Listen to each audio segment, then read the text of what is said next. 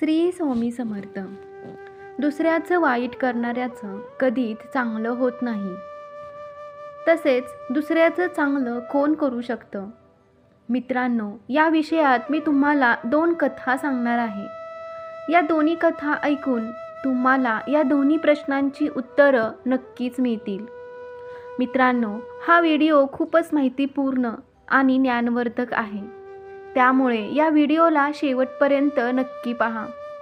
त्याचबरोबर तुम्ही जर कृपादृष्टी या यूट्यूब चॅनेलला नवीन असाल तर चॅनेलला सबस्क्राईब जरूर करा. कारण असेच नवनवीन माहितीपूर्ण व्हिडिओ तुमच्यासाठी आम्ही रोज घेऊन येत असतो. चला तर मित्रांनो, दुसऱ्याचं वाईट करणाऱ्याचं कधीच चांगलं होत नाही या विषयामध्ये आपण बोलूया. एका गावात एक वान स्त्री होती. अनेक उपचार केले परंतु तिला मुलंबाळ झालं नाही. ती रोजच्या रोज साधू संतांजवळ, तंत्रमंत्र करणाऱ्यांजवळ जात असे. एके दिवशी एका तांत्रिकाने तिला सांगितलं की तू मंगळवारच्या रात्री कोणाच्या तरी घरात आग लावली तर तुला पुत्रप्राप्ती होऊ शकते. त्या स्त्रीच्या डोक्यावर पुत्रप्राप्तीचा एवढं भूत चढलं होतं की तिने त्या तांत्रिकेच्या सांगण्यावरून तिच्या शेजारच्या एका घरात मंगळवारच्या दिवशी आग लावली. रात्रीची वेळ होती. कोणाला काहीच कळलं नव्हतं की ही आग कोणी लावली आहे. त्या घरात जे काही होतं, धनदौलत, संपत्ती, पशु, सर्व काही जळून खाक झाले. गाय, म्हैस, बैल असे सर्वजण मिळून 8 प्राणी त्या आगीमध्ये सामावून गेले. काही दिवसानंतर त्या स्त्रीला पुत्रप्राप्ती झाली आणि अशा प्रकारे तिला एक एक करून 8 पुत्र झाले. आता ती 8 पुत्रांची आई बनली होती. ती स्त्री आता खूपच खुश राहू लागली होती. परंतु तिचं हे कृत्य तिच्या सासऱ्याला माहीत होतं. त्याला माहीत होतं की हिने एका पाखंडी तांत्रिकाच्या सांगण्यावरून शेजारच्या घरात आग लावून निर्दोष 8 प्राण्यांना तिनं मारलं आहे. त्या स्त्रीचा म्हातारा सासरा एके दिवशी बसून हाच विचार करत होता की हिने तर खूप मोठा अपराध केला आहे. परंतु एवढं असूनही देवाने हिला 8 पुत्रांची आई बनवली आहे. हिला खूप मोठा आनंद देवाने दिला आहे. असं वाटतंय की देवाच्या घरात सुद्धा न्याय नाही आहे. मित्रांनो, जसे जसे दिवस पुढे पुढे सरकू लागले तसे तसे तिचे ते 8 पुत्र मोठे होऊ लागले आणि एक एक करून ती त्यांचं लग्न लावून देऊ लागली. परंतु तिचं दुर्भाग्य इतकं होतं की ती जसे त्यांचे लग्न लावायची तसा तिचा मुलगा मरण पावायचा आणि असं करून तिचे 8ही पुत्र एक एक करून मरून गेले. आता त्या स्त्रीला डोक्याला हात लावायची वेळ आली. तिचा सर्व आनंद आता दुःखामध्ये बदलला होता. तिला रडताना पाहून तिचा सासरा तिला म्हणाला, "अगं सुनबाई, तू आता का रडत आहेस? जसं तू पेरलं होतं तसंच तुला आता मिळालं आहे. देव प्रत्येक गोष्टीचा हिशोब ठेवत असतो." सासऱ्याचं बोलणं ऐकून सुनबाईला वाटलं तिच्या जखमेवर कोणीतरी मीठ चोळल्यासारखं वाटू लागलं.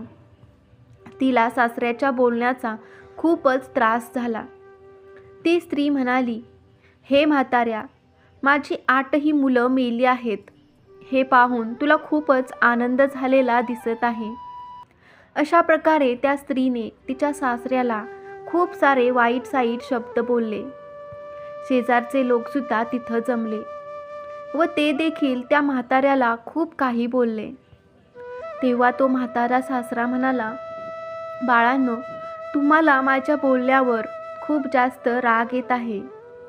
परंतु जेव्हा तुम्हाला ह्या स्त्रीचं खरं रूप कळेल तेव्हा तुम्हाला सुद्धा हिचा खूप जास्त राग येईल. स्वतःचा परिवार सर्वांनाच प्रिय असतो." म्हातारा सासरा म्हणाला, "बाळांनो, मला पण आहे. मनुष्य, पशुपक्षी, कीटक सगळ्यांनाच त्यांचा स्वतःचा परिवार प्रियच असतो आणि त्याचप्रमाणे मला सुद्धा माझा परिवार प्रिय आहे. मलासुद्धा माझ्या परिवारामध्ये नेहमी आनंदी वातावरण हवं आहे. परंतु दुसऱ्यांना दुःख देऊन मला माझ्या परिवारामध्ये आनंद नको आहे. माझ्या या दृष्ट सुनबाईने एका पाखंडी तांत्रिकाच्या सांगण्यावरून एकाच्या घरात आग लागली होती आणि ज्यामध्ये त्या माणसाचे 8 मुके प्राणी जळून मेले होते आणि तेच 8 प्राणी हिच्या पोटी हिचे पुत्र बनून जन्माला आले आणि आता तेच तिला दुःख देऊन पुन्हा स्वर्गवासी झाले आहेत.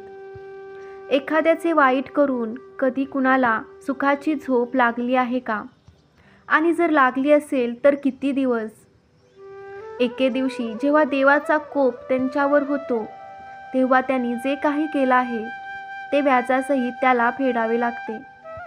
जर तुम्ही दुसऱ्याचा आनंद हिसकावून स्वतःला आनंदी करत आहात तर ही तुमची सर्वात मोठी चूक आहे. जर तुम्ही एखाद्याला नष्ट करून एखाद्याला मागे खेचून पुढे जाऊ इच्छिता तर ही तुमची सर्वात मोठी चूक आहे. तुम्ही तुमच्या ह्या मार्गामध्ये कधीही यशस्वी होऊ शकत नाही. आनंद वाटून वाढत असतो, परंतु हिसकावून घेऊन तो कधीच वाढत नाही. या सृष्टीचा पालनकर्ता परमात्मा हे सर्व पाहत आहे. प्रत्येकासोबत तेच घडत असतं जो तो दुसऱ्यासोबत वागला आहे. देवाचा न्याय थोडा उशिरा नक्कीच असतो, परंतु तो कधीही चुकत नाही. आपले आयुष्य म्हणजे कर्माची शेती आहे. जसं आपण पेरणार आहोत तसंच आपल्याला मिळणार आहे, तसेच उगवणार आहे. दुसऱ्याचं वाईट करून कधी स्वतःचं चांगलं होत नाही.